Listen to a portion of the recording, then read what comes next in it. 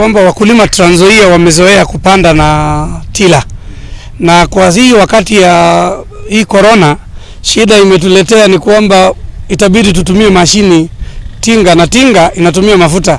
Tunaomba serikali ipunguze bei ya mafuta ikuje chini ya shilingi 100, na tuweze kuona hiyo pembecheo imepunguzwa, hali ya tiseli imepunguzwa, ili isiwe tena. Wanajua right now tuko na shida kubwa sana kama wakulima. Kwanza ningesema nafasi ya wakulima ingekuwa ni usiku, kwa sababu usiku huo hakuna watu wa kutembea, ni mkulima tu na tinga ndani ya shamba. Hakika wakulima wanaumia, na serikali iwapo ina haja kusaidia wakulima, jambo la kwanza iwauzie mbolea at a subsidized price.